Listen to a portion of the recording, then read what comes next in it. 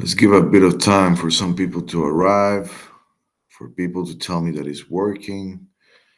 I'm just testing. I haven't done this in like 3 or 4 years. It's been a while.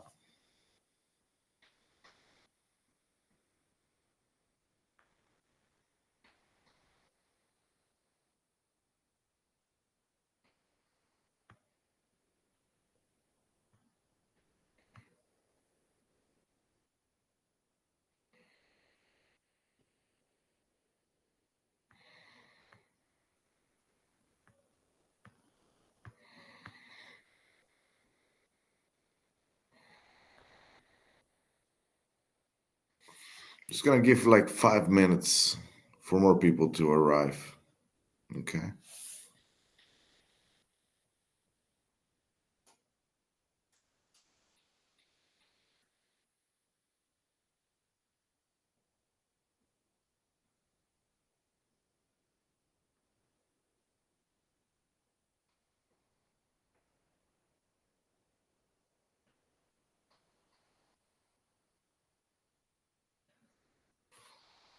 Might play some music in the meantime.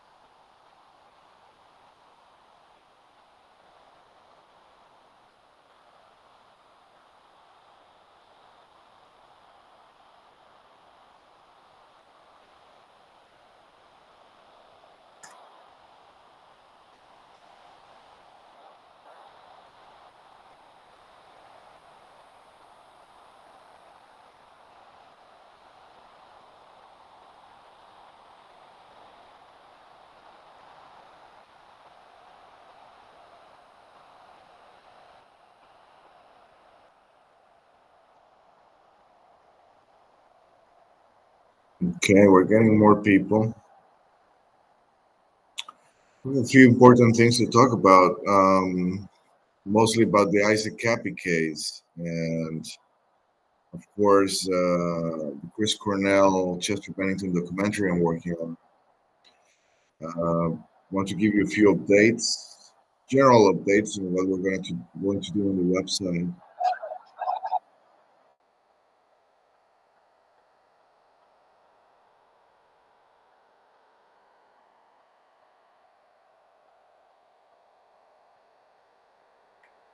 This is going on. I'm getting that there's no audio.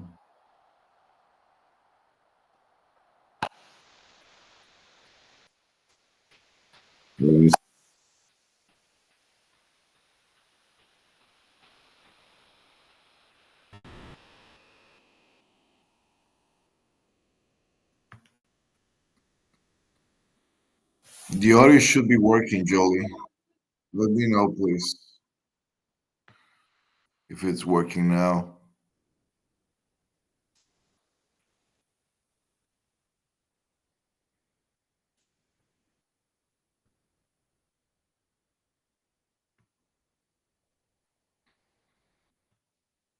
I just need confirmation the audio works so I can start talking.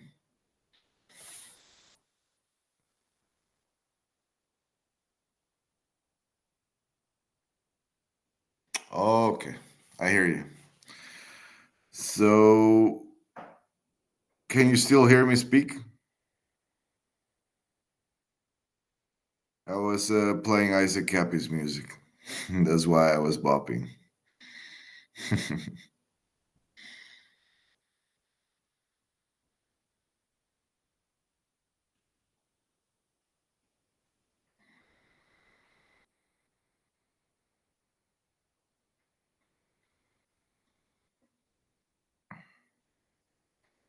Just waiting on confirmation. Don't want to start rambling. Okay, great. So, haven't done this in like 4 or 3 years. I'm a bit, as you probably know, I'm a bit camera shy. I'm not one of those guys that loves to watch himself in camera and so on. As you can see, I have a new mustache. It's a married mustache now. Um, okay, we're loud and clear. There's a few things to discuss. I'm planning to do this. This is a test, basically, an improvised surprise live stream. Um, Want to start doing this twice a week, Tuesdays and Thursdays, probably at this same time, probably earlier if I can, so the people on the Eastern Coast can get a better schedule for it. Obviously, I don't want you watching a podcast on a work day at midnight or 1 a.m. Doesn't make any sense. During the weekends, I cannot do it because I'm busy with the weekly report and other things. Um, okay, so if you guys want to suggest anything to talk about, feel free to chat, to put it on the chat. I'm going to start with some insight on what has been going on with the Isaac Cappy case, which some of you probably know. I made a film about it called Brackets and Jackets. You can watch it on the website, totaldisclosure.net. Um, Basically, my investigation on that case, I don't want to say, well, it was a bit deficient. Not because I didn't put everything I had on it, but because it's one of the most complicated cases I've ever witnessed. Mostly because of the crazy amount of trolls, gatekeepers, you know, disinformation all over the place. Um, Very dangerous case in general. One of the things that has come out lately, I don't know if you guys are familiar with satanic ritual abuse survivor David Scherter. He has a channel on YouTube. I recommend for you guys to subscribe. He has good intel, especially in the copy case as of late and other cases that he has been exposing. Back in the day, I'm talking 2018, way before Isaac died. when Isaac was still friends with Fiona Barnett, and I was friends with Fiona, I intended to reach out to David, as a researcher. And at the time, he wasn't willing to. I sent him an email about 3 or 4 weeks ago. Unfortunately, I haven't been able to follow up properly, and I apologize to David because of that. Uh, just being incredibly busy. I might be moving out of this house in a month. Um, just it's just too big of a house, and we need to downgrade for a bit. And we also want to go and live in the countryside. My wife and I, near her grandma. You know, we have grandma's food nearby. There's nothing much you can ask for in life. To continue with the Cappy thing, Charter has been feuding with Phoenix Enigma and all the assholes that basically work under that umbrella. Um, I don't know if you guys follow the story, but when Isaac Cappy came out, I think it was early 2018. He came out blasting. He came out talking about Steven Spielberg, Tom Hanks, Seth Green, um, who else? Stephen King, all of them pedophiles, of course. And at the time, he became the main target of Gabe Hoffman.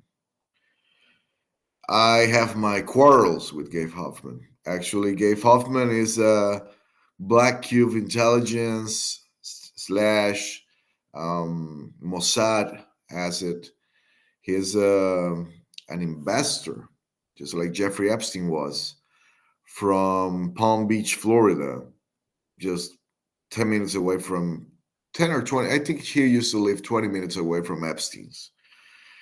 And of course, his role was to muddy the waters and divert from the people that Isaac was exposing. Most specifically, Spielberg. Um, he was hell driven into discrediting Pizzagate. He actually started the psyop about the silent children to divert the attention and the relationship in between the murders of Chris Cornell and Chester Bennington with Jeffrey Epstein, which is actually provable. All the people that were around these two musicians were involved with Epstein, basically, even the wives. I'm going to be exposing that on the second half of my series, Louder Than Love. Um, I would say that there is some circumstantial evidence of Gabe Hoffman organizing, kind of pulling the strings in what happened to Isaac. Um, but he wasn't the executioner, obviously. As it turns out, Phoenix Enigma, and this is something that I caught on really early, and I wasn't wrong, it appears. Phoenix Enigma knew every single detail of Isaac's last, I don't know, 24 hours, 48 hours. He happened to pass under the bridge at the time that Isaac had just jumped. You know, all kinds of coincidences. As it turns out, there's reasons to suspect that Phoenix Enigma was there when Isaac Cappy was thrown out of that bridge. There's a couple of names involved as well that David Charter has exposed, such as Craig Sawyer, which is a possibility. There was a military base very close to where Isaac died. And Isaac did reach out to Craig Sawyer in the end. Unfortunately, Isaac was very lonely, very isolated, very endangered. This was, by design, by the people that wanted to take him out, and by his own making. Okay, I loved Isaac. I never had a problem with him. We got along beautifully, and but I think that he was acting very erratically. Um, you know, there was that trip to Australia. There was the feuding with Fiona Barnett. There was I wouldn't. How do I put this? Um, it seems like Isaac wasn't completely fine up there during the last months. Doesn't mean he killed himself. I believe he was murdered 100%. Um, but the reason why he was murdered is because he put himself out there to be murdered, basically. Like he fell into a trap after a trap after another trap, starting with his roommates, the landlord lady, all involved with satanic cults. Um, all of that evidence is on my documentary, and I actually plan to translate all my films into articles and PDF files so people can download them and download all the evidence, and that way I can keep this operation going because I charge for a membership for my films for some of the episodes. The first episodes of each series are always free, but that way people cannot say, "Oh, you're putting all the information behind a paywall." That's not that's not something that someone with integrity would do. So, with that in mind, and to fix that situation, I want to put all the information in article form and PDFs so people can download it super easy. That takes a lot of time. Unfortunately, as you people probably know, uh, I split ways with Good Lion Films, Nick Albiar, some 7 months ago. He's still stalking me and stalking my wife, and trying to making a fool of himself, basically, as usual. Um, it's funny because one of the first disagreements, big disagreements I had with Nick was due to this Isaac Cappy situation. Because on my film, I expose Phoenix Enigma, Corey Daniels is his real name, and his wife, girlfriend, handler. I don't know what she is. The Sicilian witch. That's her actual. That's the moniker she goes by. I'm not making this shit up. Um, as complete gatekeepers, their attitude in trying to control every single piece of information that came out on Isaac. The fact that the Sicilian witch admits she's the last person to see Isaac alive, and then I mean, just like David Churcher has been saying, and you don't need to be a genius to figure this one out. By the way, I think we got taken out from YouTube. The live stream might have been cut. We have 0 people there now, so just let me know if we're still on YouTube or we're gone. Um, so, how do you believe that the Sicilian witch is the last person that saw Isaac Cappy alive, right?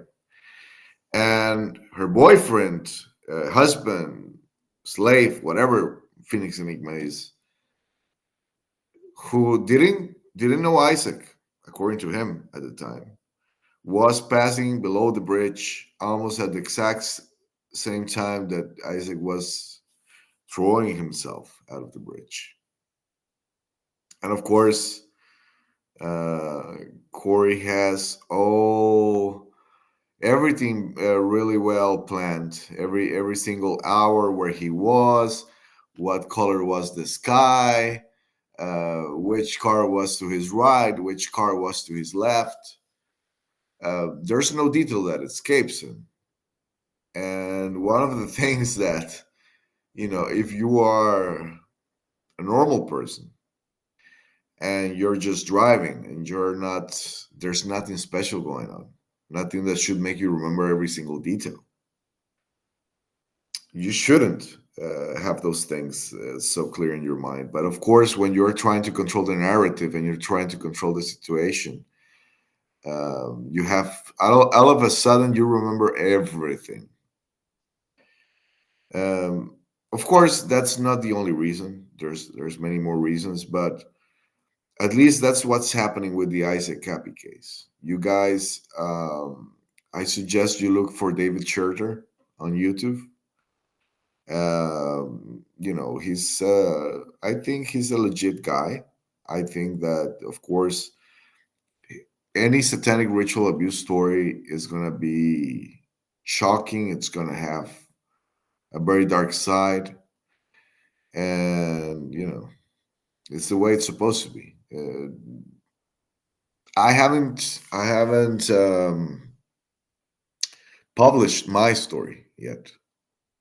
There's things that I have connected in the last months that I didn't before, that have completely changed my mind in regards to talking about it in public, because it's something that seems to be like a very common modus operandi for these satanic cults, what they do to children, especially during pre-K.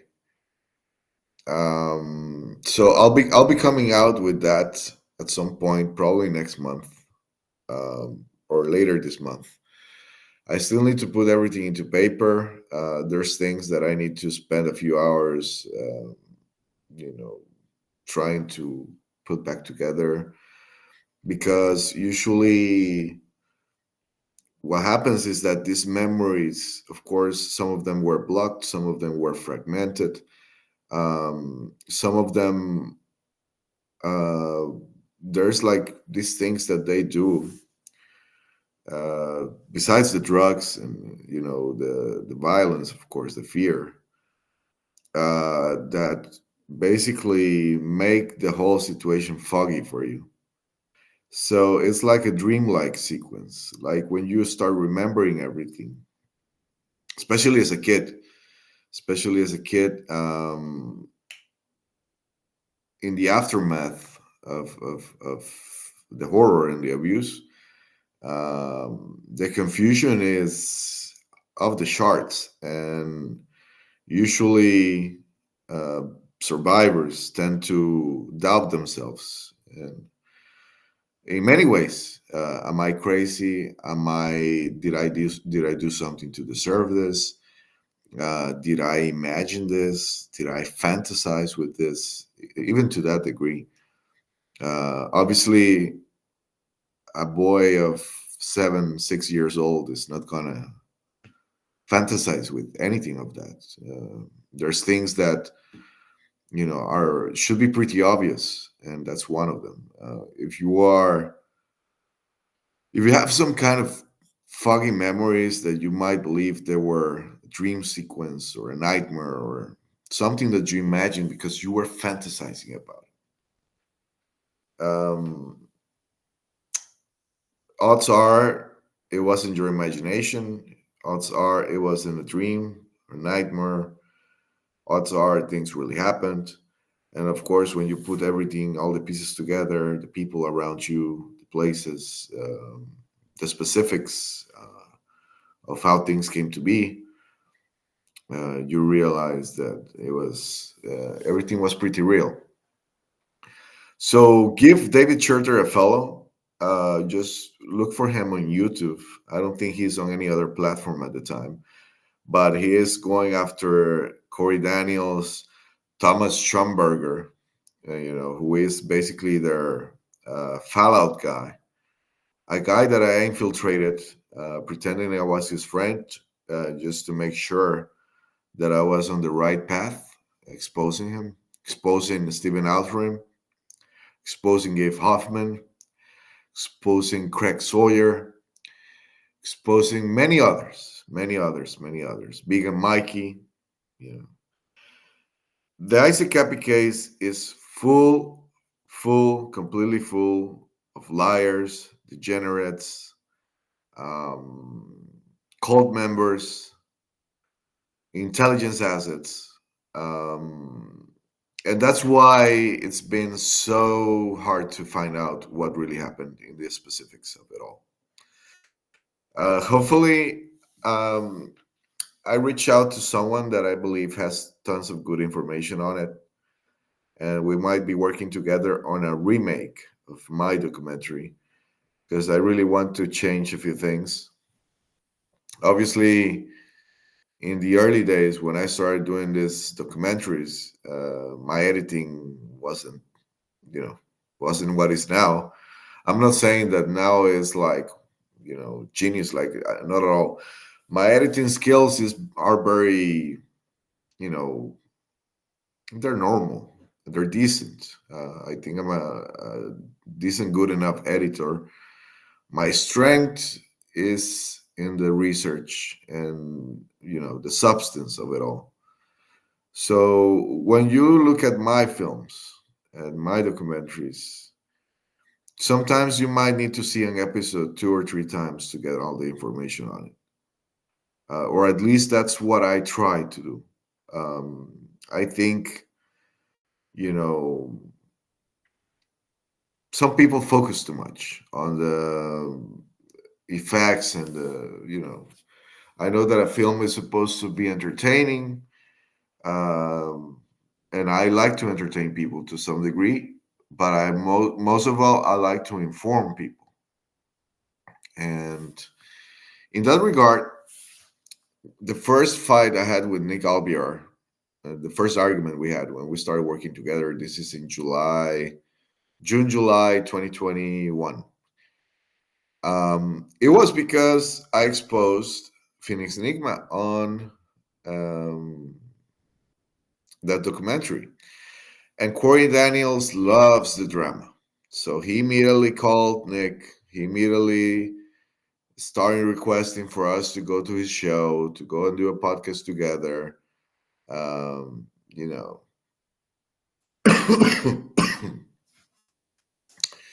just unhinged because I don't really want to talk to you.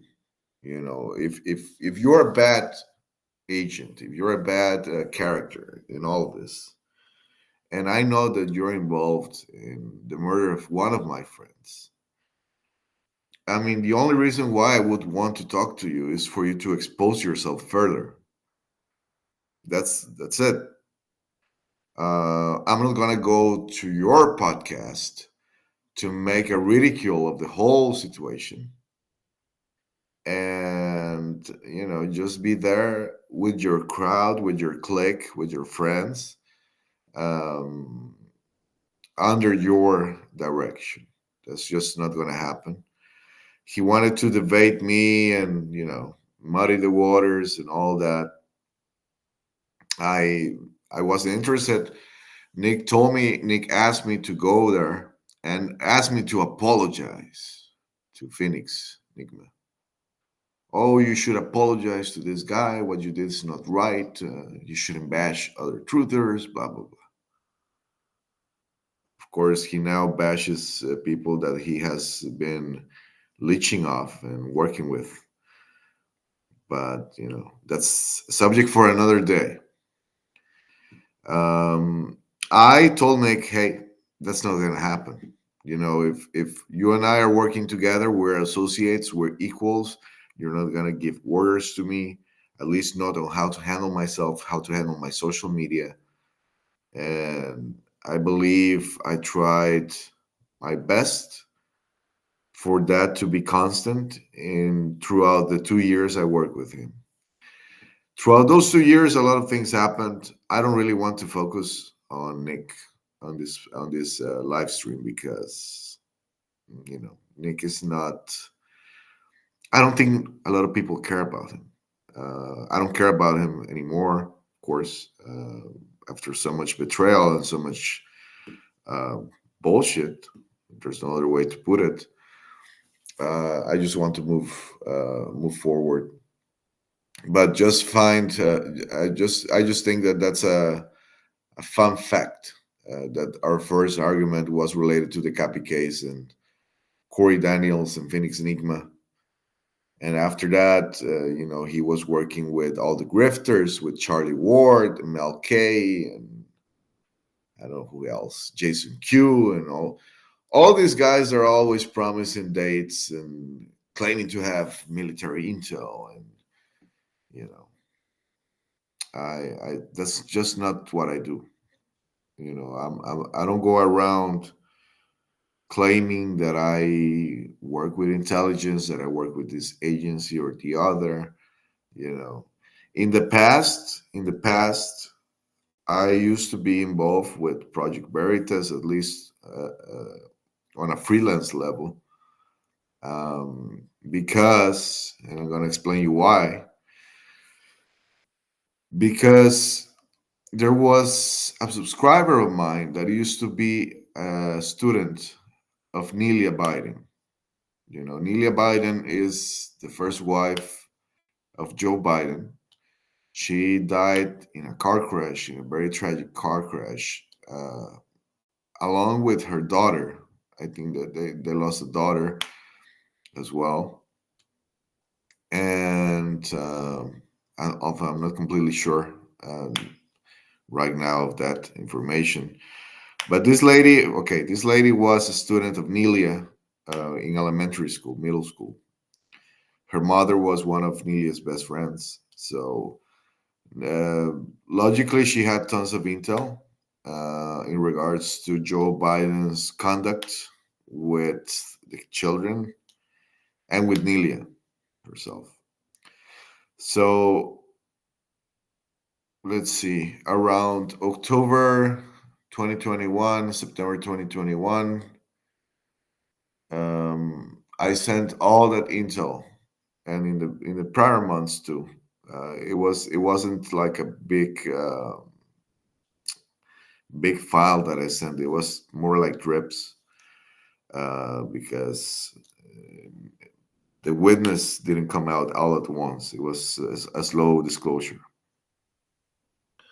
I sent that information to my contact in Project Veritas in New York, and we spoke for probably, I think, a year. I think I was talking with them constantly, a year or a year and a half, if I'm not mistaken.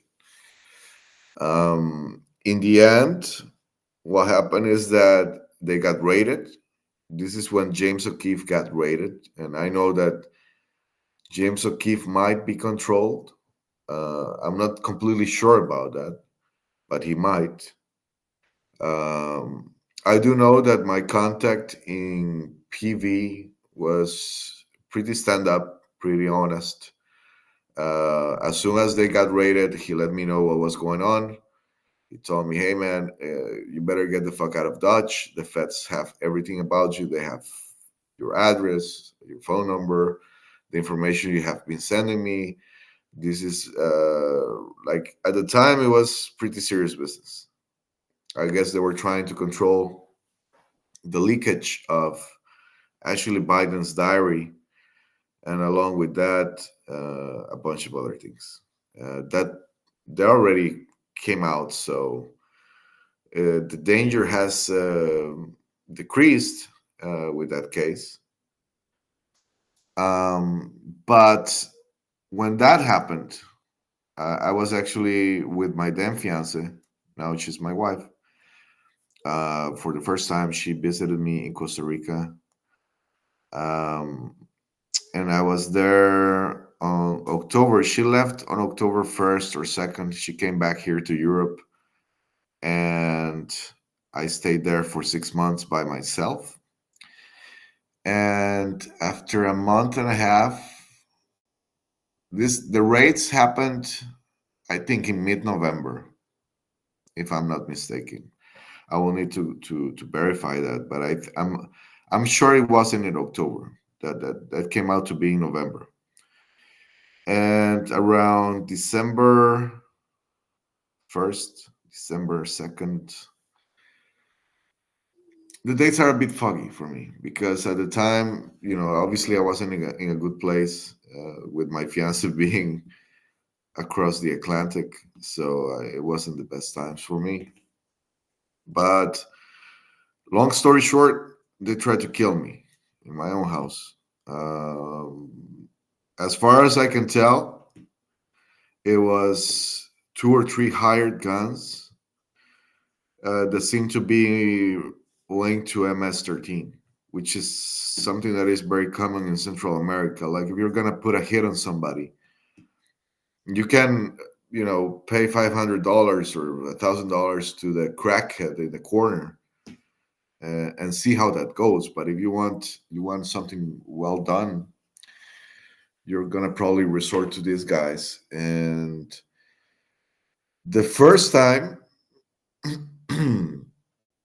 I didn't fire back. I wasn't ready. I wasn't in the position to defend myself. I actually didn't have a gun at the time. Obviously, after the first attack, which I just survived because I stayed inside my house, I didn't come out. They shut my house. They shut the walls. They shut the doors. I I showed the images on social media with the police when they were outside my house, and the gun cartridges, the bullet cartridges in the street. There were like 15, or a bunch of them. Um, the second time, I was already prepared, and they came again. They were actually calling out my mother's name, and I think that was a provocation for them to, I guess, get me to come out and fucking be angry and do something about it, which is what happened. I ended up shooting one of the guys in the shoulder neck area. It's like this area, um, from probably like 20 feet away, um, and they fled. That was the end of it. After that, they never came back again, and I moved out, and my parents sold the house actually, like 6 or 5 months later. I told them what happened, and so there was an urgency to get out of Dodge. I moved to the countryside area of Costa Rica. I went to live very close by a volcano, one of the volcanoes there. Very nice area, very nice people, very peaceful. And then my fiance came back on March 2022. And from there on, we never split apart. And now we have been married for almost 2 years. It's gonna be 2 years in 2 months in April. And that's that. That's just the Joe Biden angle story, whatever. There was also some information that I had in regards to Frank Biden's activity in Costa Rica. Of course, some human trafficking, some prostitution. You know, in the formality of things, Frank Biden was arranging um, green deals with Costa Rica for Joe Biden, and he's I guess he's associated with some um, eolic energy company or something like that, and he was trying to negotiate a deal there with Costa Rican president for a while, and that's that. But it mostly had to do with what the witness knew about Nelia and very intimate details on how that relationship was, how Joe Biden was with his children, which is, of course, he was very abusive. Uh, he doesn't care. He likes them. He likes them boys. Likes them girls. He's just a pedophile. Uh, I don't think he makes too much of a difference to him which sex his victims are, but it was mostly because of that. Um, I see that there's like we have like 35 people on all platforms right now. If you guys have any suggestions on what or any questions, go ahead and write them on the live chat, and I'll be able to see them, and I'll address anything you want. I'm pretty open. Like I'm not a secretive guy. I do try to avoid telling people exactly where I live for obvious reasons. But besides that, you can ask whatever. This is my house. As you can see, it's a nice house. We live. My wife is a painter and an artist, so she has her paintings there on the wall. And right now she's sleeping because here is 8 a.m. I know that in the States it's 11. In the West Coast it's like 11:30 or you know something like that, 11:12. And on the East Coast it's already super late. I guess it's like 2 a.m. So this is a trial podcast live stream. I didn't plan anything. I didn't plan a presentation. I didn't plan like specific to to talk about. I just figured I haven't done this in 4 years and I wanted to do it again and to make sure it worked. Now that I know that Rumble Studios actually work and I can stream live to Twitter and YouTube at the same time, I will be scheduling something more prepared and more interesting for next Tuesday. Now, in regards to what's coming on totaldisclosure.net, which, if you guys want to support me and what I do, and you also are interested in the subjects that I expose, just go to totaldisclosure.net.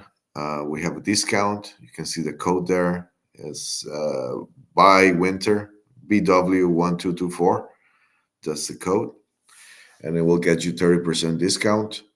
Um, Tomorrow we'll be publishing the weekly report. I couldn't do it last week. I was just fixing some personal stuff, and I also I was actually out of the out of the city. I was out of Lisbon because I was in the south looking at a new house that we might move in. I think we might move in next month. It's just cheaper. It's just like half the price, and it's in the countryside. Like I could have a dog if I wanted. I have enough space, and that's what I like. I like to have a patio. I like to do barbecues. I like to be able to have animals. It's just I love this house, and I like Lisbon a lot. But I don't party. I don't go out. I don't go to concerts anymore for obvious reasons. Like for example, some 6 7 months ago, Queens of the Stone Age was playing here in Oeiras, you know, next to Lisbon, and I love Queens of the Stone Age. Their music, I love their music, but I just cannot digest these people anymore. I don't want to give them money. I don't want to promote what they promote. And on top of it, like this concert was the closer was Sam Smith.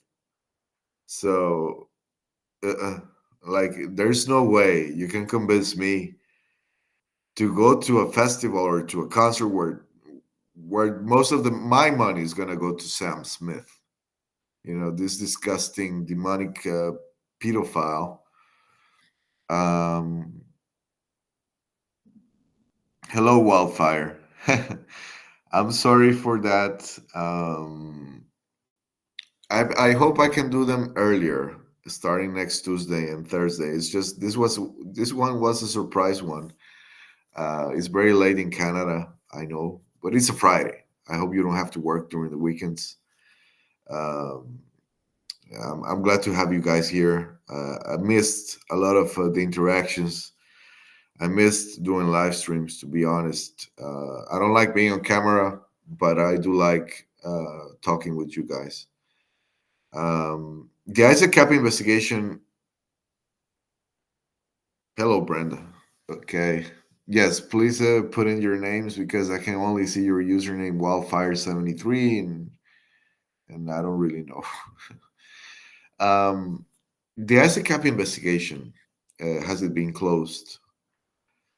No, no, and I don't think we'll ever get a total closure on this. I mean, it would be pretty conceited of myself to say, yes, I'm sure this happened like this, and that this guy threw Isaac Cappy out of the bridge. We have a list of suspects, three main suspects that were there. Um, Tourist, ma'am. Of course, of course. Actually, you know, I need to talk with you. I will probably message you during this weekend because I wanted to do this test podcast before we scheduled with your daughter to make a podcast. Uh, for you guys that are just coming into the live chat and to the stream, Wildfire73 is the proud mother of a wonderful girl uh, whose name is Turi. She's a Canadian activist, and she has been making the rounds. Even with participating in events with European Union MEP Christine Anderson, I believe is her name. So we're gonna have Turi on the podcast really soon, because she's a force of nature. That kid is brilliant. One of the things that I really want to look for is for younger generations to start taking the bull by the horns. People like me, I'm 37. I'm already, I hope to be retired from this in 10 years. Hello, Adrian. I might stay here for another half an hour. It's not really the tail, it's more like the middle. Don't feel bad. Sam Smith, Crystal, go Google it. I don't know if I would suggest that. The guy is disgusting. It's just like he appears naked on the stage with with children attending his concerts. It's just all kinds of fucked up. I mean, seriously. His I he used to belong to some boy band, I guess, some British boy band, but I don't know. It's just that I don't have any like I lost track of new music around 2014, 2015. I stopped listening to new bands. I guess this thing of total disclosure took over my life. And before that, yes, he's a musician. Sam Smith is a musician. Uh, he has a horrible song, a super satanic song, and he's I don't know, is he transgender or something? I don't know. I cannot say those things on YouTube. You know, I'm on Rumble right now, on Twitter and YouTube at the same time. But if I talk too much about migration and big pharma and the LGBTQ plus thing, I might get taken out of YouTube. Even though YouTube seems to be shadow banning me extremely because I'm seeing the stats here and I have the same amount of subscribers on Rumble and YouTube. I opened my YouTube again like 2 months ago and I have like 2,500 subscribers. And on Rumble, I have more like the same. And for example, there's 32 people on Rumble watching this, three people on YouTube, and two people on Twitter, which makes me realize that, well, on Twitter, I don't think people go there to see live streams, so that's normal. But YouTube has me extremely shadow banned, which is the norm. Same thing with Instagram. Like one of the things that I noticed, they took my Instagram account down. But there's some characters involved with that. Basically, there's a gray market on Instagram. I don't know if you guys knew, but this has appeared on even like mainstream media articles, that there's employees on Instagram on the take. So if you have money and if you want to take an account down, I don't know, because of a personal vendetta or whatever reason you have, you just have to pay like $5,000 and they will take it down for you. Um, that's what happened. And obviously, the person that did it, he loves bragging about it. He loves bragging about all his crimes. He's like, he likes self snitching too. And it was Nick.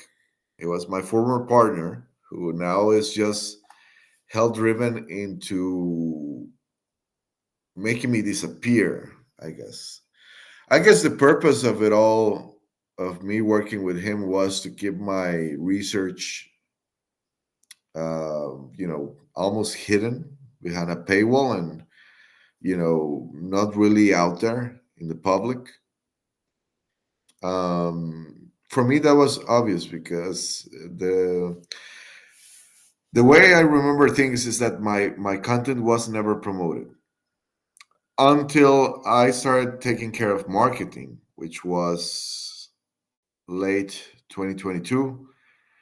Until then, my content wasn't promoted. I was the one promoting it in early 2023.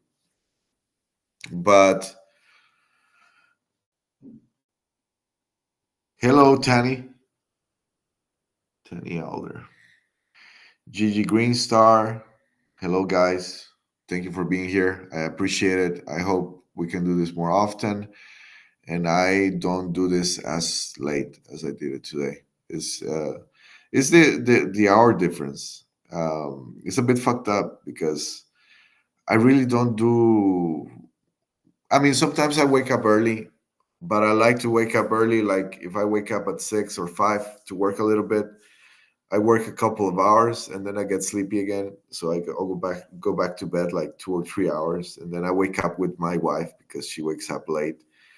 Her working schedule is, um, you know, she works like from 1 to 10 or something like that. So she wakes up at 10 a.m. or so. Today's Saturday, so she'll probably wake up later than that. Today is an interesting day. We're gonna go and cover a protest in Lisbon against the Islamization of Europe. And I've been told by reliable sources that intelligence services are going to be there infiltrating the protest, and that we might, or should be ready, should I say. We should be ready for the usual shenanigans. They will be trying to start some scuffle, to blame it on us. And, so my wife and I are going to go there and interview a couple people that they are the organizers of the march, of the protest, actually. And there's a kid that has been doing these incredible reports on YouTube. They actually took one of his videos down yesterday. It's called Reconquista. I don't know if you guys are familiar with the Reconquista, but basically, before the Crusades, I'm talking about 1143 after Christ. So we're talking about 12th century when the Muslims invaded. Uh, we will stay safe for sure. We'll go there and see how things are. Try to be low profile. Try to interview these people really quick, and then we'll just go and have some dinner or something. Um, but continuing with the Reconquista thing, Islam basically was started 600 years after Christ, 630 or something like that. So from 630 until the 12th century, they conquered with violence. It's not like they were converting people with peaceful speeches and stuff. No, it was violent. It was they took slaves. They did love jihad, which is kind of abusing women and forcing them to birth their children. They conquered most of North Africa, all of it actually, because at the time, places like Egypt and Turkey and Ethiopia even were Christian. They also managed to conquer, I believe, half of Spain and half of Portugal and the south of France. And I think the territories on Central Europe. I don't know if they managed to conquer a part of Italy, but I do think they were able to conquer some of the eastern countries. I don't know if Hungary, Poland, maybe. I think Hungary, they were able to even conquer a bit of there. Anyways, in 1143, there was a campaign launched from the south of Portugal to reconquer these lands from the Muslims.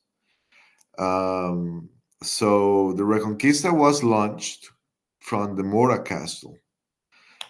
This is in the region of Alentejo. This is where me and my wife are gonna probably move to. Actually, the castle is gonna be at a walking distance from our house. I've already visited the castle. It's a beautiful thing. I've been on the towers. I've been, you know, you can see the whole river and the whole like it's a perfect place to have a castle. Very good defense spot. Anyways, before the Crusades, Spain and Portugal joined together in this campaign to reconquer the southern region of Iberia, and that's what happened. Then the Crusades came, and that's a whole different story. I know that the we'll take pictures, Adrian, for sure. I know that some people like to say that the Crusades were not a good thing. Uh, that they were very evil and this and that. Well, I'm a Christian, so I'm never going to vouch for the Islamization of Europe or America. It's just um, I don't want to go overboard here because of YouTube terms and conditions, but basically, I appreciate different cultures. I love the variety that we have in our world. I like to have the option to visit the Middle East and enjoy that culture and enjoy that gastronomy and all that it entitles. But I don't want that to be the norm everywhere. Do I explain myself? I want them to be an option. I don't want as a right wing Christian nationalist, which is what I am, a white guy. Um, I don't want to see these people gone from the earth. I don't want any of the cultures that we have nowadays to disappear. I think that keeps the world entertaining. But I do think that every single country and every single people should have their own sovereignty, their own freedom, and their own space to solve the situations in their own home. Uh, as it turns out, our so called leaders in the West have caused tremendous havoc everywhere, not only in our homes, in our countries, but obviously they have destroyed the Middle East, and that has a lot to do with what they have been planning for centuries. People like Albert Pike, and exactly, exactly. No fun to travel if everything is the same. Like, what's the point? Like, we're gonna have a world that is gonna be uniform, and that's precisely what the New World Order wants. What they That's the blueprint: one world religion, one world government. Um, you know, Not something that I'm gonna ever support, and I'm always going to stand tall, protecting my people. It is our duty. Any man that calls himself a man needs to be ready to defend women, children, and elderly from anything, from any threat. Not only talking about criminals and terrorists or whatever you want to call it, any kind of threat. If you cannot do that, if you cannot put yourself out there to protect the vulnerable, what's your use in this world? How can you claim or expect to be a father or a husband if you cannot protect your wife, your children, your parents when they're older? It should be granted that we shouldn't even have to debate these things. But as it turns out, here in the West, we're supposed to be weak, we're supposed to be meek, and we're supposed to just let shit happen. And I think that ends right here. That's why I've been trying to energize people, men mostly, because I don't expect women to go out there and go out there to battle. Guys, I'm gonna get the charger because I'm about to lose the laptop. So give me just 1 minute, please.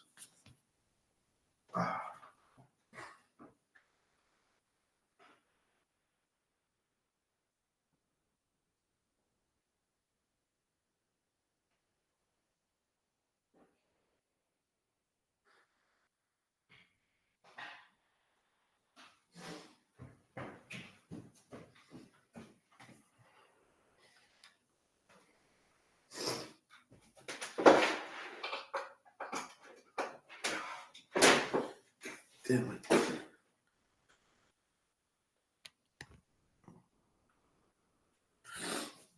Okay, that was close. I had like seconds to do that. But yes, as Adrian was telling us on the live chat, what's the fun in a world where everything is the same? Like if we get Islam everywhere, it's just gonna suck. Let me be honest about it. And there's things that I don't like about Islam. Of course, there's things that for me they're not of a civilized world, civilized religions. Um, However, I don't want to go too hard on the paint, but the fact that Muhammad uh, married this girl when she was 6, and then they had intercourse when she was 9. Aisha was her name. If the people that you worship and if the people that you follow as an example do these things, He was a slave trader also. Um, you know, you're not gonna be good in the head with, at least with the way we live in the world today, the way we have our civilization today, in which if you are a pedophile, if you are, I don't know if I should say that on YouTube, if you are a nonce or at the very least, you are expected to hide. You're expected to be this deranged uh, cockroach, never in public, never out in the open. But when these things are encouraged and not really vilified by your religious leader or your prophet or whatever you want to call him, the situation gets very serious. Obviously, I'm not saying that we don't have this problem in the West. Obviously, we have our own kind of problem with abusers and groomers and all of this. Um, there's no debate there. Uh, but but those criminals born here that come from our people, they are our responsibility. We need to handle them. We are obliged to do that. Our economic system, our financial system has been collapsing for a while now. It's not new. It didn't start with the war in Ukraine. It didn't start with COVID. Obviously, those were the tumbling dices to just finish it off. But our financial system, our fiat currency, has been collapsing due to the inflation that is by design. So the bankers and all these cartels can profit, manipulate, and everything. Um, I lost my train of thought. Um, Jesus, I don't know what I was saying. Hello, Connie. Hope you're well. I remember you from Instagram. I won't be coming back to Instagram. Basically, Nick has some context on Instagram that they will take my account down at will, and he already did it twice in 2 months. So at least he paid some $8,000 or $10,000 to have me taken down from Instagram. So that right there tells you a lot of the kind of guy he is, because he prefers to, I guess, he prefers to pay to have me taken down instead of doing the right thing back then in June, July, so to avoid all this skirmish. And because all he needed to do was three things, and actually it was two things, because the money I let go. The money, um, I don't care about as much. I can make my own money. I can try to survive on my own. I don't need to do you know to dwell on that. But I made two requests to him very firmly, which was, don't mess with my wife, don't message her, don't talk badly about her online. That he has been saying lies about her, things I'm not even gonna repeat because they're not even worth repeating. But that was rule number one. Rule number two: take my content out of your website. Those were the only two demands I made from Nick. As it turns out, he didn't care that I made those demands. Actually, he just doubled down. So that's why. I published the phone call with Alpa. I actually warned him twice or three times. He was going after my wife, attacking her. Which that's complete bollocks. My wife is not a public person, um, but that's what happened. So yeah, I won't be coming back to Instagram. He's afraid of what I can expose, of course, and he's afraid of me getting bigger.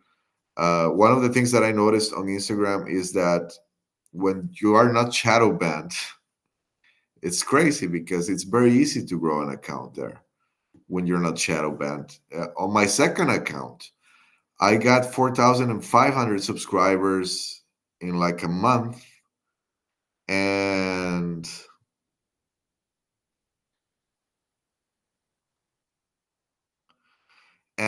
in my previous account, which I had for like 4 or 5 years, I have 5,500 subscribers, followers, or whatever, um, in 3 years. So obviously, I was shadow banned since year one, and that obviously halts down your growth. Um, in this new account that I opened, I realized one of my videos that I uploaded there had 4 million views, and it was something like 185,000 likes. It was something completely crazy. Um, just to witness that, like my phone didn't start ringing for like 3 weeks. And the same thing happened on Twitter with a post that I made like 2 months ago. It was retweeted like 200,000 times. But that sometimes happens, even if you're shadow banned, because as far as I'm concerned, on Twitter, I'm also shadow banned. Um, but the numbers are really not going well there. Uh, it could be, yeah, of course, Nick has people that does the dirty work for him, and you know that's something that only cowards do. If I have a feud with somebody, the last thing I'm gonna do is private message you and tell you, hey, I need you to go and report this account, or I need you to go and do this and that. I won't.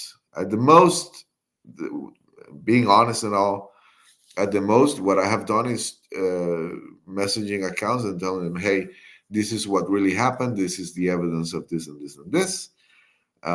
These are the screenshots. These are the videos, whatever. But directing people to gang stalk, pretty sure that should be a crime somehow. Um, but when you are an informant for the FBI, I guess you get more leeway, you know. And since I'm not a person on the take, since I'm not a person that you can bribe or control, or there's nothing you can control me with. Like, there's nothing you can blackmail me with. I'm married. I don't go out. I don't party.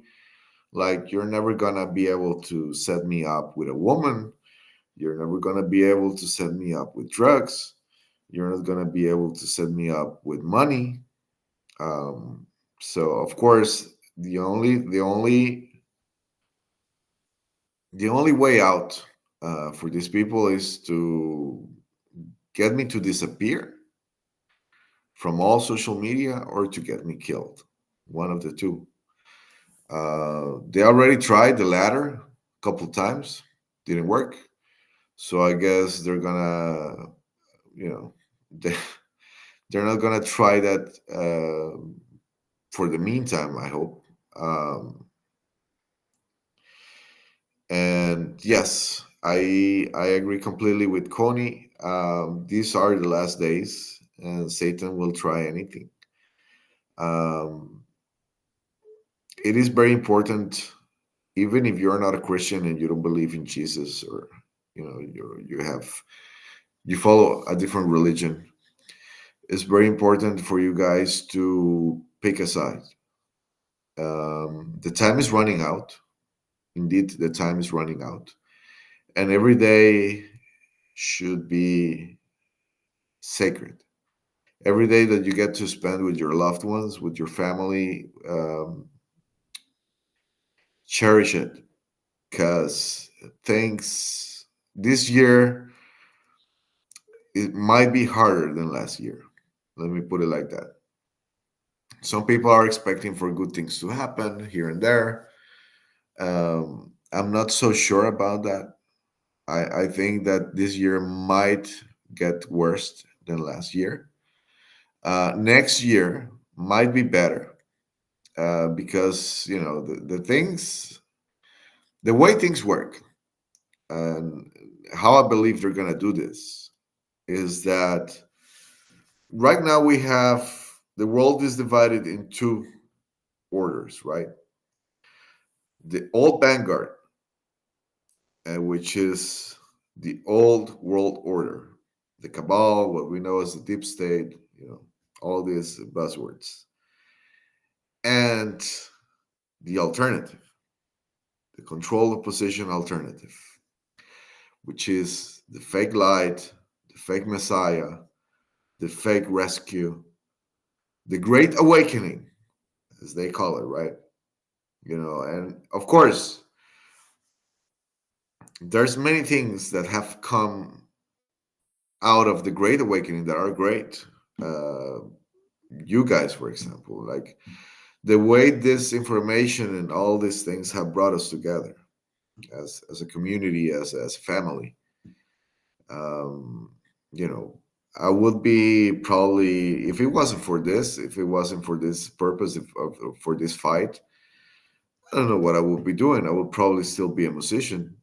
Uh, but as it turns out, it's just, once you start doing this, you cannot really quit.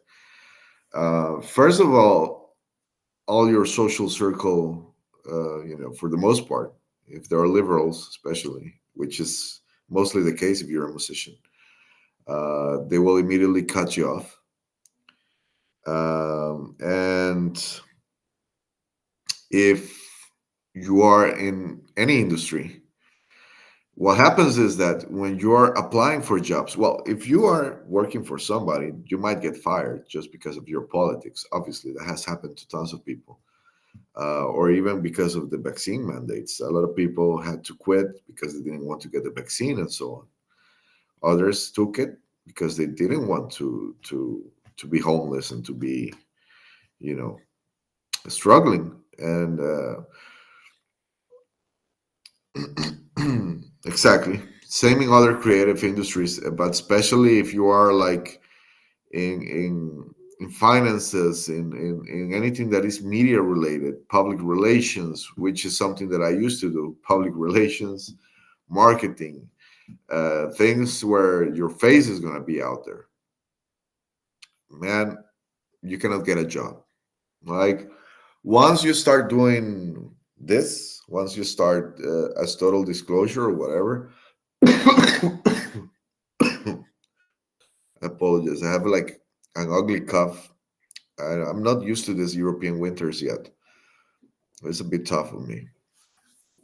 But what I was saying is that once you start and you put yourself out there with your name and you basically dox yourself, um, and you're looking for jobs or whatever, mm-mm.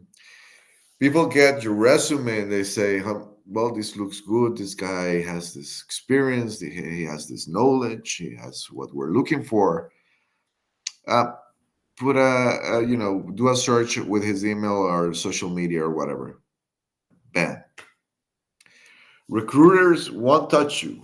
It's just that simple. Once they see that you are a liability, a political liability, and that's in the best case scenario. In other cases, they will just say, "Hey, this motherfucker is crazy. We don't want this guy here working with us. This guy's a racist. This guy's this and that." So that's what's been happening in my life for the last 2 years. There's no way to get a job basically. Right now, I do have a part time as a ghostwriter, and how do I put this? It was actually my wife's job. My wife got the job, and now she got another job, so I'm doing hers. So that's the only way I was able to get a job, by portray, like I have to pretend I'm my wife, as I write these articles and stuff. Okay, but not to stray from the subject. Yeah, Brazilians, like there's a saying here that we Latin Americans, as soon as the winter comes, especially we're living here like married or living with our significant other, they say that during winter we always want to run away. And to be honest, I like the cold weather a lot. I prefer it than this, that when it's overbearingly hot. But it's too much, man. It's 3 months of this fucking dry cold, and it never ends. And I appreciate the fact that you can dress nicely and dress with style during winter, contrary to summer, which I don't really like summer clothes as much. But man, I miss Costa Rica a bit. I miss the beaches. I miss the fact that the water is hot over there. If you go to the sea, it's like being in a hot tub. And here, if you go to the sea, man, it's freezing. It's freezing. It's not what I'm used to. But anyways, I do intend to stay here for a few years more, and we still don't know what we're gonna do. I have plans to rebuild my grandmother's house in Costa Rica. We also have the possibility of rebuild my wife's grandmother's house in the north, which is nice. It's a very nice area. It's like the woods and the forests and everything. Very very European, very nice. So we haven't decided. We need to regroup this year and see how things go. See if I can somehow evade the the scanning of the recruiters and get myself a job so I can get financially stronger. Oh, Germany, yes. I mean, that's the thing. I was talking to my wife about moving to Poland or to Hungary if the migrant situation got very ugly here. I was like, hey, in Hungary they don't have these problems. In Poland they really don't have these problems right now. Like they're really all about closed borders, and she hates winter. She's all about the summer. She's all about going to the beach and going to the pool, and there's no convincing her of going to Poland or Hungary or Germany or Sweden or anything up north and eastern, northeastern. It's not going to work out for her. So I deviated a lot, as you can see. I tend to do that a lot. So we're divided in two paradigms, right? We have the old world order, and we have the control position. And just like Adrian said here, two sides of the same coin. Exactly, two wings of the same bird.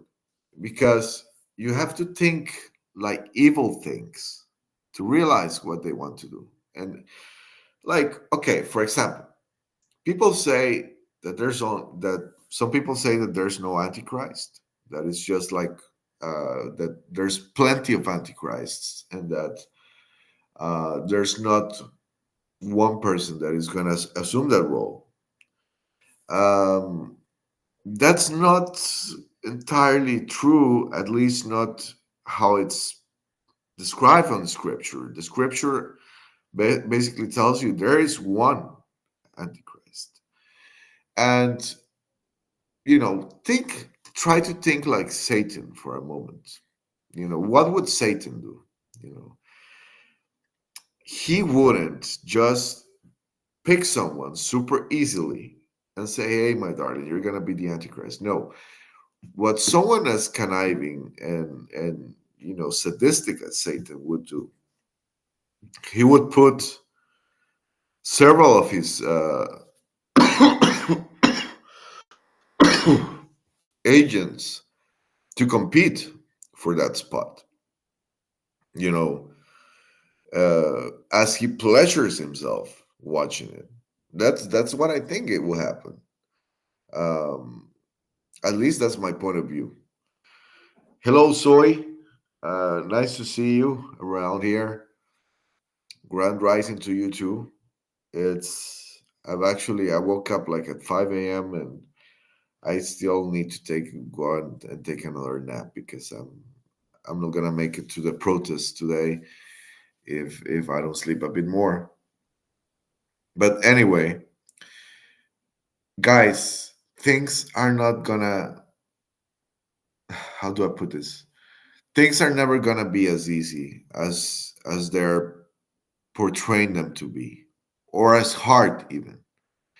Like, is try to be measured with every feeling that you have, every sensation. When things are going really well, don't go overboard crazy, celebrating, you know, getting entitled and getting, like overconfident. And when things are really bad, don't fret. Don't just lay down crying and full of negativity. It won't help anything.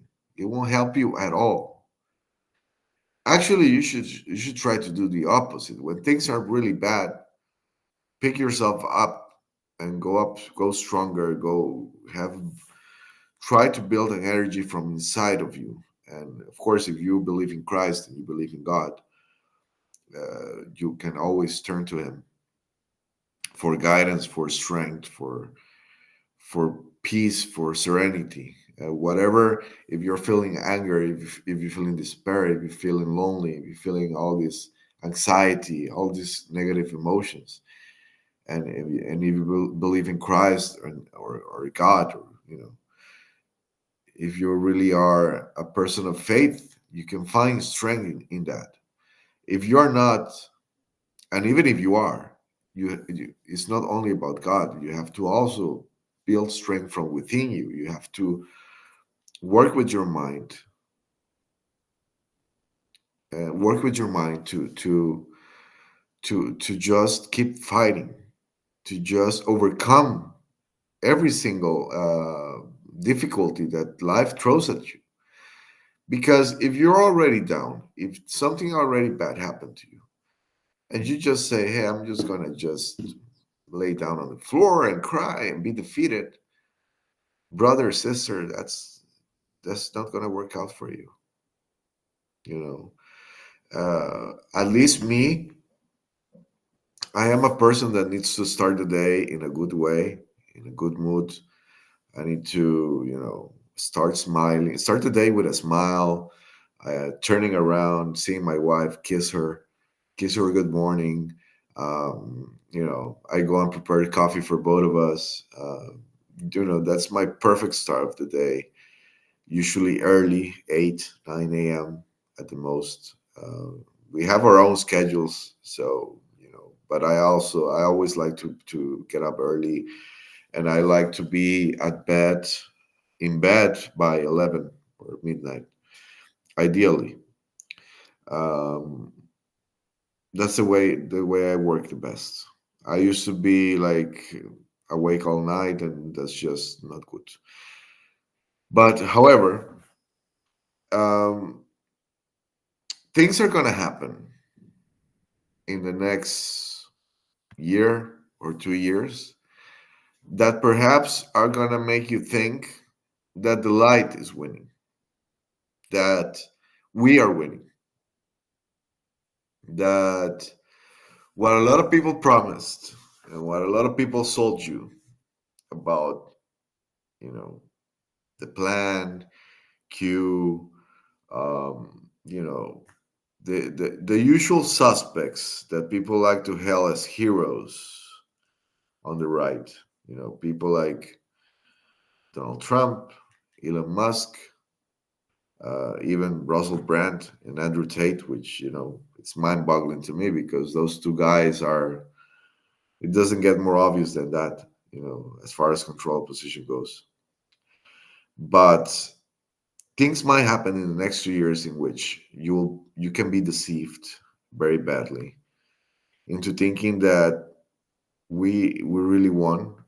Things really worked out the way some people were expecting to work out, and that's because the Antichrist and its reign, it's supposed to come from a total cleanup of the old guard. It's supposed to sell you the idea of a second coming, a second presidency. It's supposed to sell you the idea that this person is able to fix the world, achieve world peace, even capable of doing miracles. You know, and one of the things that I've been thinking about is, for example, this thing of Elon Musk with the Neuralink, that it's supposed to help, is going to be able to help some people to talk, deaf people to hear, even people that are paralyzed, they're going to be able to walk thanks to this device, at some other cost, of course. It's not going to come for free. And I'm just telling you, and I don't want to lose you on this one. It's okay if you still believe Trump is good, and if you want to vote for him and whatever. I do think that if you still believe in politics, you should vote. You should vote knowing that that's like voting and getting a right wing party in power. It's like putting a band-aid on an hemorrhage. You're not gonna fix the situation. You're not gonna Things are not gonna miraculously get fixed, uh, because, well, I do believe every single candidate that is out there is part of the problem and works, with these people. But nevertheless, having a right wing party in power is always going to be a bit better because they still have to cater to their base. So they cannot go full retard, just like Biden did for the last 3 4 years, which have been completely crazy, especially if you live in the States. You should always be mindful of, um, that things might not be what they seem. People might not be what they seem. And I'm just advising you to be cautious. No matter what happens, don't go overboard in celebration. Don't go overboard in desperation. You know, try to keep steady. Um, Prepare. Get off the grid if you can. Make anything you can. Do everything you can to have your family positioned in a way that when shit hits the fan, at the very least, you guys can survive with the bare minimum, but survive for years. And I guess I'm gonna close up with that. I'm gonna close with this thought of, you know Trump supporters or Trump detractors, whatever you stand on, whatever side you're on, we all want the same things. We all want freedom. We all want justice. We all want truth. We all care about family. We care about our countries. You know, we most of us care about God. You know, I like to think that most of us do. Um, Even if you don't see eye to eye with somebody, like for example, I don't go around bashing Trump. I will talk about it whenever the opportunity arises, whenever someone touches the subject, but it's not my focus right now. Focus on other things. Um, but just realize that just because someone doesn't support the same politics or the same politician as you do, they probably have way more in common with you than you think. They probably want the same things. They probably have the same ideals. They probably have a similar integrity. Their lifestyle might not be that different than yours. Um, so, moving forward with what's to come, try not to burn bridges with people just because of politics, and especially family, man.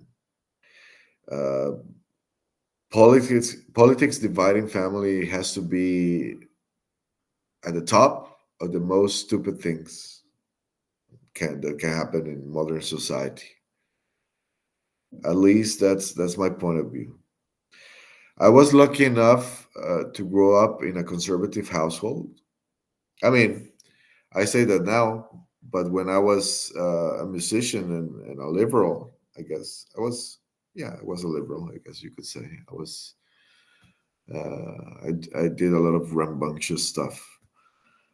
Um, when I changed back to being a conservative and a Christian, I'm talking about 2018, 2017.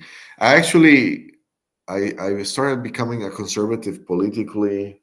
I'm a libertarian, but I lean conservative. I started with leaning conservative really strong around 2016, and then by 2019 I was already making amends with Christ. I accepted Christ back in my life, or more like he accepted me back into his life and kingdom. Um, you know, I had the good luck of not having those differences with my family. My brother is a bit of a liberal, but not that much. I mean, just like very moderate, more like a centrist. My mother is more like a centrist. My father, who rest in peace, he was very conservative, and so are my aunts, my grandparents. So right now, in my case, everybody's happy. Nobody's angry that I took this path. People have accepted what I am, what I do. If you have that blessing, cherish it. If you don't, and if you have problems in your family or your inner circle because of your politics, let it go. Let it go. Just, if there is not an opening for you to make a change, for you to talk with these people and make them see the truth, the reality of this world, let it go. There will be another opportunity. Don't impose your politics. Don't impose your worldviews on anybody, especially family. They love you already. You know, they just don't want to hear it from you. And sometimes you just gotta respect that and wait for a better moment. My father was a conservative. I was always advising him against the vaccines, especially when COVID started. He got angry with me around June 2020 because I was always telling him, "Hey, this COVID shit is bullshit." Uh, I might get taken out of YouTube because of that. But we had those arguments, and he didn't he didn't take it well. And even until his last day, We got along really well. We loved each other. But I was telling him, "Hey, Dad, you already got three vaccines. Don't do the fourth one. Don't don't take the flu vaccine either." And he ended up taking both because he was long transplant survivor. So obviously his medics and his medical team always pressure him to do that, to stay up to date with those, how do we call them, those so-called remedies. And we lost him. We lost him from one day to the other. And he just got sick, and a week later he was gone. And that's what I'm telling you. Even like if there is differences in between your family, pick a side. You have to pick a side in between good and evil, and you have to do it now. Time is pretty much running out. And do not cause division among yours, or at least try to avoid it the most you can. Sometimes some of us think that triggering liberals, even if their family is like a badge of honor. It's not. I mean, obviously, I couldn't care less if I trigger a stranger, but if I trigger someone I love because they're not ready for the truth, what does that make me? And if I enjoy it, if I enjoy triggering this person, someone I love, and I enjoy this so-called winning mentality. Oh yes, you're triggered because you cannot take the truth, and I can take it, and I know what is real, and you're deceived and all that. Man, you're not winning anything.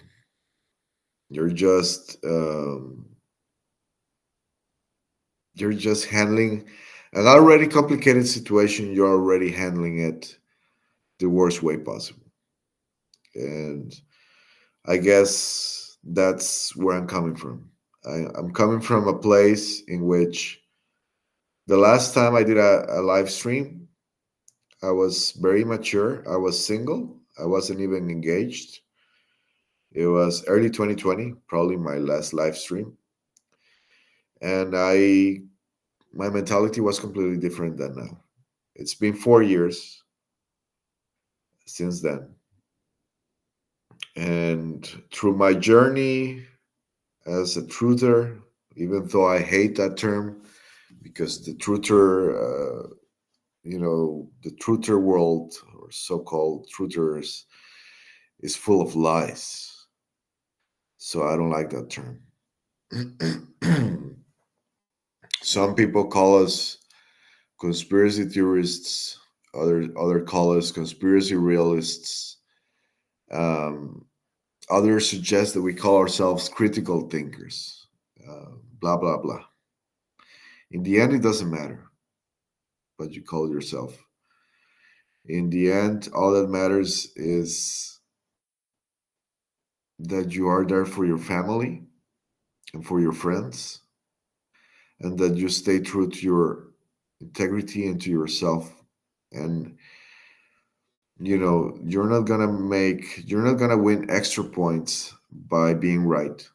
You're not gonna get easier access to heaven or whatever it is by waking up faster or sooner than others.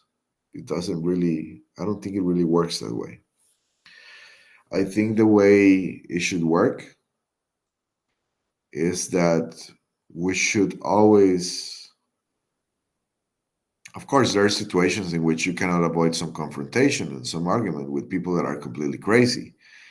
I'm not saying, to for you to turn the other cheek on those occasions. Of course, there's sometimes some occasions in which we need to put people in their place, and people who are on my Telegram know about that.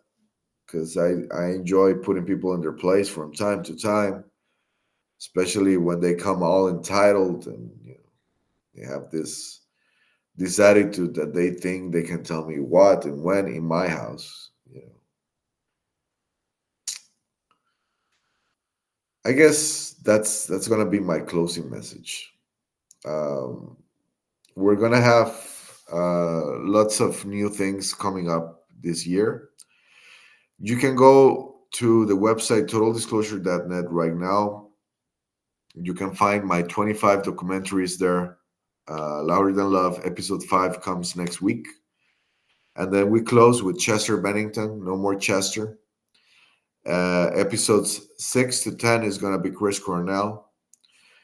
I'm hoping I can finish these 6 episodes probably in the next 2 months or 3 months at the most. One thing is for sure, I'm aiming for the last episode to air on May 17th this year. It's going to be 7 years since Chris Cornell got murdered. And I think that's going to be the last episode that's going to be aired on that date.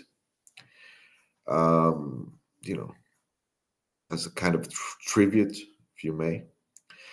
Then we're gonna do a series on the Jeffrey Epstein flight logs, and what I plan to do with that series is that obviously we have a list of people that we know for a fact that got had dealings with this guy or went to the island or whatever. But we're gonna present all the evidence out there of their misbehavior outside of the island because obviously we don't have evidence, we don't have anything. We don't have videos, we don't have pictures for the most part on how or what these people did on that island. But for example, people like Flea or Anthony Kiedis, these guys from the rock band Red Hot Chili Peppers, or Tommy Lee from Motley Crue, these guys went to Epstein Island. And these guys have tons of horror stories, sexual misconduct all around, even by their own admission. I think Anthony Kiedis has admitted that he was raped by Cher when he was 15 because his father was the drug dealer of Hollywood back in the 70s or some shit like that. Anthony Kiedis has acknowledged that he likes dating young girls. I don't know if in his book he actually claimed that he likes underage girls, but I do know that in his songs you can gather that he does. Um, people like Jay-Z and Beyonce and Tom Hanks and all these guys. There is enough misconduct out there and shady things to put that and present it in a series which is going to be based in real happenings, not only in, oh, we just think that this guy went to the island and did this and this and this and that. No, no, no. This guy went to the island, and there is this story of misconduct across his career. So that's what I plan to do with that series. We did a poll on Telegram 2 months ago, and that was the winning subject for the next movie, the next documentary. After that, I'm gonna do the the plan of what's happening in Europe and America with the open borders. Because I cannot say that on YouTube, I guess. I cannot say certain buzzwords. They will get me banned. Um, and then we might do, I think it's the Clinton body count or something like that. But in the meantime, we're going to continue with the weekly report. We're going to do podcasts with several guests, special guests from all over the world, from America, from Canada, from Latin America, from Europe. If you just tuned into the podcast today, I'm covering a protest against the Islamization of Europe. I might also have time to check on the farmers because the farmers are really standing up here in Europe There's they've been active. This it started in Germany, I guess. Like, I mean, honestly, it started in Poland last year, and then the Netherlands, the Dutch farmers made the movement really famous.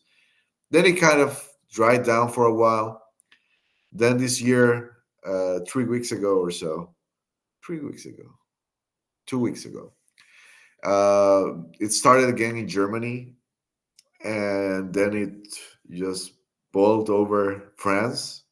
And now we have France, Belgium, Scotland, Ireland, Portugal, Spain, Romania, Latvia, Lithuania, um, Romania, and I must, I think Poland as well. Is all these farmers are representing all of us. Farmers are basically, I could say, my favorite people in the world. Like in the times that I lived in the fields in the countryside, man, just drinking a cup of coffee with one of those guys and absorbing their knowledge of how to work the earth and or how to raise cattle or whatever. For me, it's golden. They're my favorite people in the world. Farmers, they're up there for sure. And I'm very pleased to. That's one of the things that really has me excited. Just like the Canadian truckers did in their time. Um, so I'm gonna try to see if I can bump into the Portuguese farmers tomorrow and maybe interview a couple of them. But I cannot assure you that. I don't know where they are exactly. I guess I'm gonna do some research now. But my main focus on the day is gonna be the anti-Islamization of Europe protest, which has some interesting characters organizing it. So let's see how that goes. Let's hope we don't get into any scuffle with Antifa or anything like that. I've been already warned that intelligence infiltrators are going to be there trying to create havoc. So I already told my wife, hey, if like if you just see me like I'm gonna get into some trouble, just just go home. Don't meddle. Don't put yourself in the middle. If I'm in a scuffle, like protecting somebody or something like that happens, obviously I'm gonna try to stay away from trouble. I don't endorse violence. Uh, I think that's something I should say, and that's it. That's it. I appreciate you guys. I appreciate you guys a lot for being with me for these 2 hours. I hope we can meet again next Tuesday. Next Tuesday, I'm gonna probably try to do this earlier for your convenience. Obviously, I'm in Europe, so if you're in Europe, it's gonna be tough because I'm gonna probably start at 6 or 7 a.m. But if you're in America, what I would think is ideal is for the podcast to start at 10 p.m. at the latest.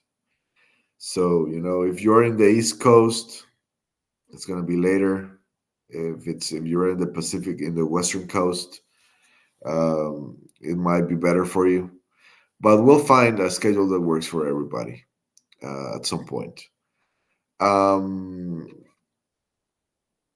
if you want to suggest for a specific subject for the next podcast, you can shoot me a direct message on Telegram. Send me an email at alessandro totaldisclosure.net.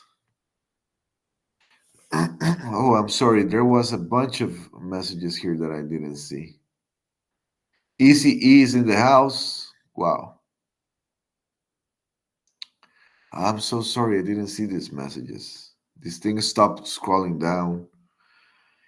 My friend, my brother ECE, and well, there was some. You lost a football game. Football or football? I mean, football kind of sounds funny. It might be a fun game. Um, let's see. I just want to read this before I leave. Politics is show business for ugly people. Ain't that the truth? That's very accurate. That's for ugly people, and for the most part, they don't have any talent either. Boring people.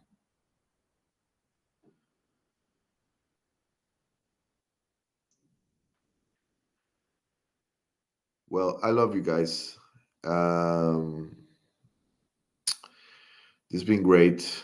I really wanted to do this for a while, and I don't know why I've been procrastinating for months about podcasting. Uh, Obviously, I want to thank ECE. I want to thank Adrian. I want to thank Kathy. I want to thank Connie. There's many people I want to thank. Gabby Shang, my wife. You know, she's my rock. I don't know what I would do without her. Um, all of you guys that support us day in, day out. We're a family.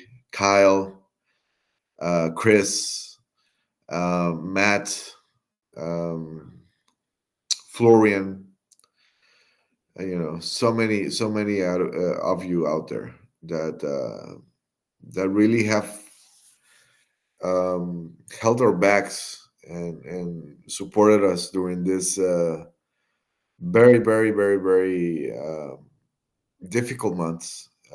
This was the most difficult 6 months that me and my wife experienced together since we've been married. And if it wasn't for you, I don't know what we would have done.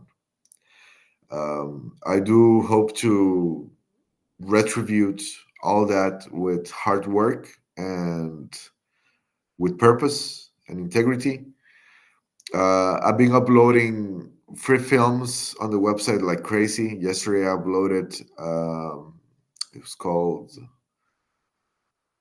Oh man, my memory is so bad in mornings. I uploaded.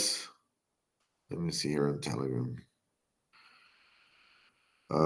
There we have like 100 free documentaries on the website right now from other creators. Obviously, I'm not gonna put those behind a paywall. That's free for everybody. But for example, we have classic documentaries like Enter the Pizzagate. We have the Maori Buddha ones. We have 9/11 documentaries. Um, Yesterday, I uploaded the Viral Delusion, which is a 5 episode documentary exposing big pharma.